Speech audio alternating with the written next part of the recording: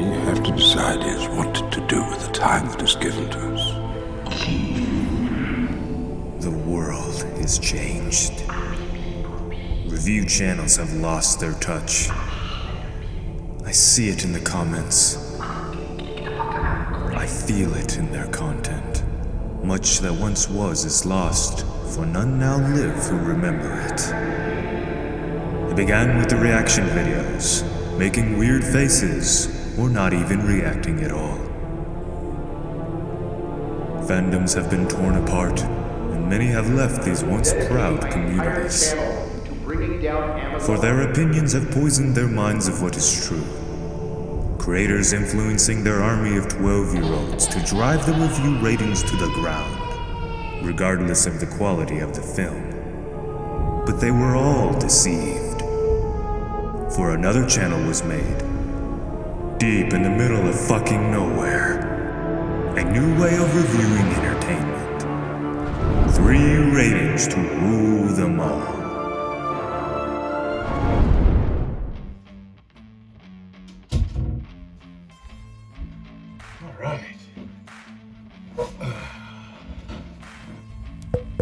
Hello there. Hey, what's up, guys? So now that intro's done, which I hope you enjoyed them because we're going to be doing a lot more of them here on this channel, I figured it was a good time now to casually introduce you to myself. You can call me Rippy here on this channel. Other people may know me as Jacob, and well, if you've been following movie reviews, video game reviews, then you would know that, well, the industry has been kinda lackluster lately. You either have your overly critical sort of fancy folk who don't like anything unless it's like this really slow kind of drama film that you would see win an Oscar award or something. Or you have what a lot of people like to call the toxic reviewers, which I like to think of them more as just banking off the negativity that YouTube promotes. I don't want to say that you can't make reviews like that. There's a place for all sorts of content here on the World Wide Web, but that's not really the vibe that I want to give to you all. I want this thing to be fun and really kind of casual. So the goal of the RIP review is to take 3 major factors that come into play when you're, reviewing a movie or a video game or any sort of form of entertainment to be able to determine if the film is going to be immortal, lasting forever, or if it's better off dead, resting in peace. Get it? The whole RIP, RIP review? We're clever around here. So I'm going to go to the internet's most popular movie reviewing sites and take both the critical and audience reactions and reviews from those sites and then combine it with my own personal review. And then we're going to put all the numbers together, find the average, and hopefully deliver a score that is the most accurate possible review.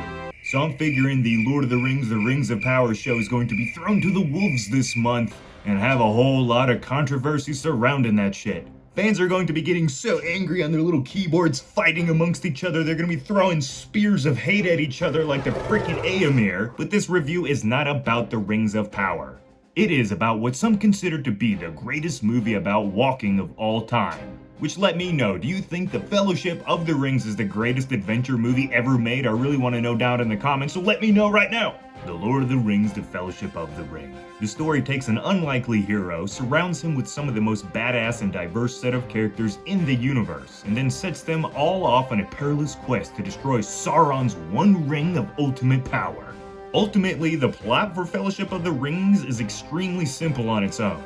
Take object X, in this case the ring, and bring it from point A to point B. But don't let that fool you. This movie has more world building in it than a hobbit has cheese in their home. The plot sets up what will become multiple separate story branches that separate characters or groups of characters will take in the following films.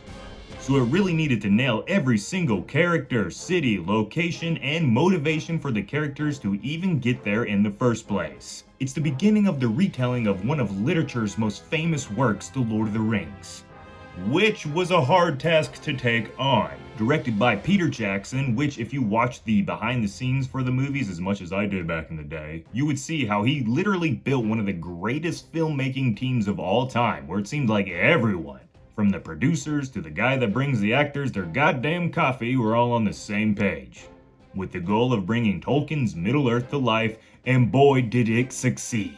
Now, I'm a super fan of the entire trilogy, but for some reason, I have to say the Fellowship of the Rings has had the most impact on my life. I was a wee little lad back in 2001 when this movie came out, and I was really at that point to where I was just needing something to come in and shape me. I was like an unshaped piece of clay, and the Lord of the Rings, the Fellowship of the Ring, was like the artist who came in and kind of did this little thing with me, which that sounds very wrong. I apologize. Now, I didn't watch the Fellowship of the Rings in theaters, but I do vividly remember watching it for my first time. My buddy was over, and so we decided to build this like pillow fort on top of the couch. And that really helped set the scene for one of the greatest adventure movies I was ever about to see. Little did we know how much those next 2.5 hours were going to shape our lives. In my opinion, The Fellowship of the Rings is really the greatest adventure movie ever made.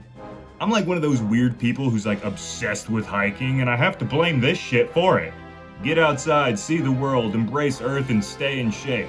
Now, I don't want to be political too much here, but there are plenty of positive messages in the film that you can keep in your pocket for the next time a superfan tells you the films were backwards and not up to par with modern social issues. And we will get to more of them once we start talking about the characters. Speaking of which, our freaking god tier. Gandalf, Bilbo, Frodo, Sam, Aragorn, Gimli, Legolas, Boromir, the true Galadriel, even derp-ass Pippin and Merry. Every single character in this movie has a purpose to the story and they nail it.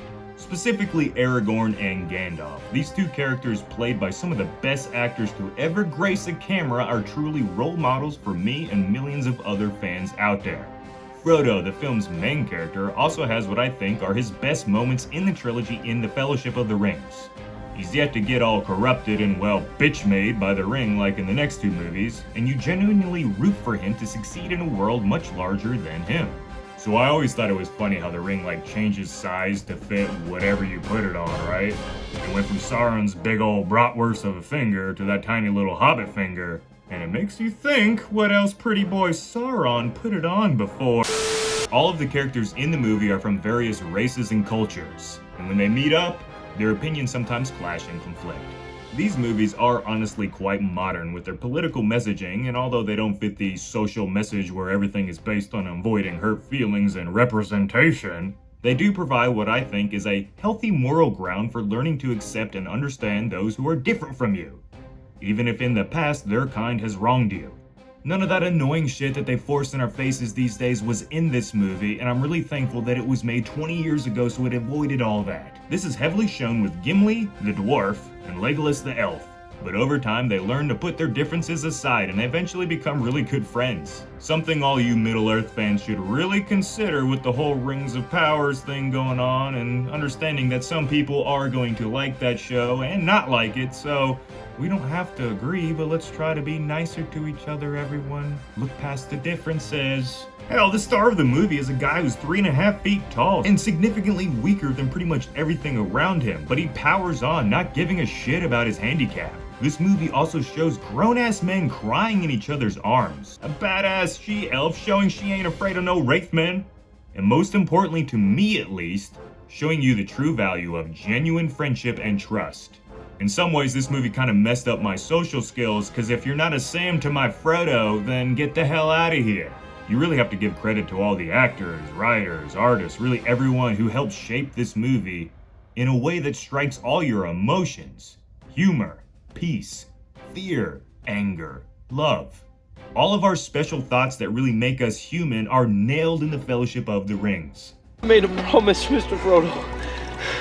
A promise! And even once you get past all the special little emotional things that kind of hit you on a personal level, the film critically is still fucking outstanding.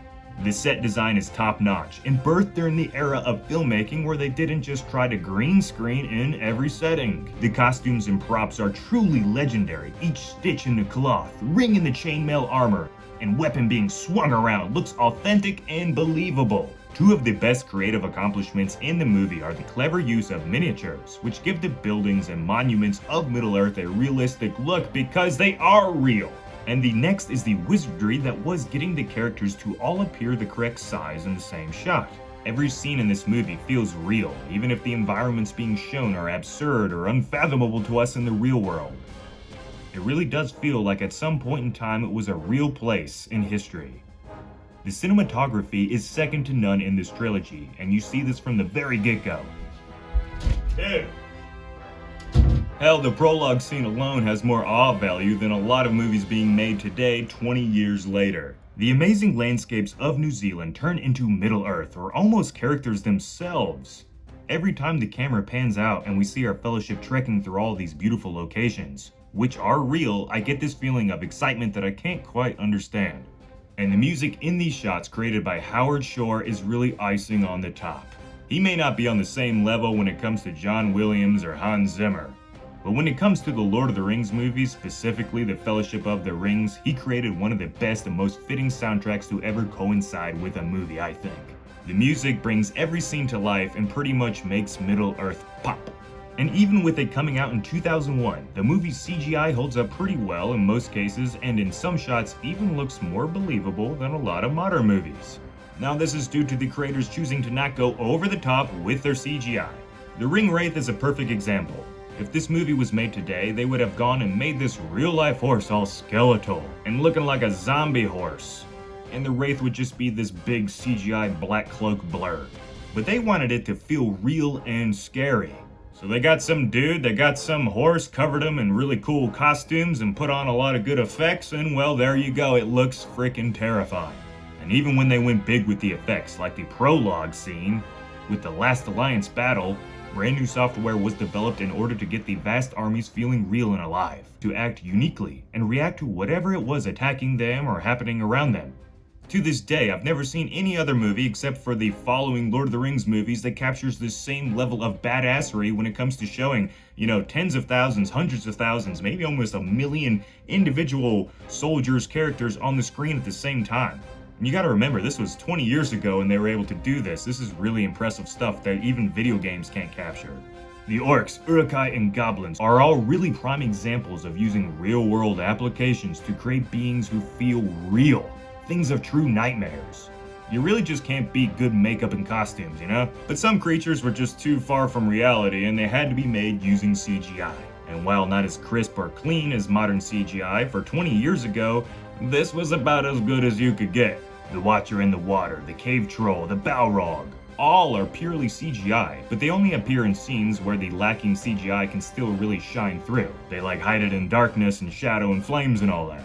The Balrog scene specifically is to this day one of the best fire monsters ever on screen, I think. Now getting to the end here, really the only negative things that I could find about this movie, remembering that I'm a super fan, is that maybe it's a bit too long, and the pacing can be a bit slow at times. Now I personally don't really care, but a lot of people don't like to sit down for a long time watching a movie, especially for those who aren't big fantasy fans. But overall, The Fellowship of the Rings needed to be the slower of the films so it could help build the world and really establish everything for the next two movies. Really building that world that we all eventually came to love. And that brings us full circle to Rings of Power. There's so much anger and sadness coming from this series. Hell, I had to get the frick away from it there for a little while because I couldn't stand all you guys arguing in the comments. But I really can't blame anyone for how they feel, especially if they feel negative towards what they have seen so far. Now, when I'm recording this, Rings of Power hasn't came out yet, so, we'll see how things go here. Middle-earth from the films is more than cinema gold. It's literally a world that is so visceral and real feeling that tons of fans don't want to accept anything else, including myself. There's been an infamous line in the Rings of Power's trailer that has a character saying, "You either move on with the future or die with the past," which has led to many thinking this is a hidden message to the fans saying they need to get the fuck over their love for the Lord of the Rings movies and books. But there's a huge problem with that, guys. It's hard to be okay with change when the change is worse than what we have had in the past. It kind of sounds like a Gandalf quote. So anyway, time for the RIP the Rip review. For the critical rating, I took the rankings of both Rotten Tomatoes and IMDb and came up with an average score of 90%. Here are some notable reviews left on the platform. Lord of the Rings by Peter Jackson. Well, I do quite fancy it myself. It has a fine sense of scale and is full of scenic splendors, but its narrative thrust is relatively pro forma, and I got bored by the battle scenes. However, It deserves its praises as one of the many franchises that makes good use of Joseph Campbell's A Hero's Journey. What do the fans say, though? Yeah, I'm a big Lord of the Rings fan. Like, I watched all the movies, I read all the books. They're, like, awesome. I love the Lord of the Rings movies. Like, I'm such a big fan. Like, I just love how, like, scenic everything is and how pretty it looks. And, like, dude, like, the battles. The battle scenes are epic. So, like, they don't use, like, any of that dumb CGI. So, like, they don't use any of that. And, like, I just love them. And I'm more of, like, a Halo fan myself. I don't know if you could tell that. But, I still like the Lord of the Rings movies. And, like, I read all the Lord of the Rings books. And, like, they were super cool, but they didn't include Tom Bombadil in the movie, and he was in the book. So actually, I hate Lord of the Rings. The audience score gives the Fellowship of the Rings a super high ranking of 95% on all tomatoes. By the way, I know Rotten Tomatoes is kind of like a piece of crap, and like we all say, hey, don't pay attention to them, but they are like the mainstream review platform that, you know, you see every movie promoting on their marketing kind of thing. So that's why I'm using it. Just, you know, bear with me. Some fans of the books and casual movie watching goers may have something to say about that, but from what I have read online and conversations I've had with fans over the years, I would say that's pretty accurate. My wife did say that she thought it was boring. It was a hard time in our relationship. And now for the final factor in our three-way review, my personal opinion. Now I could go and find all these little things to nitpick, but I really don't want to do that.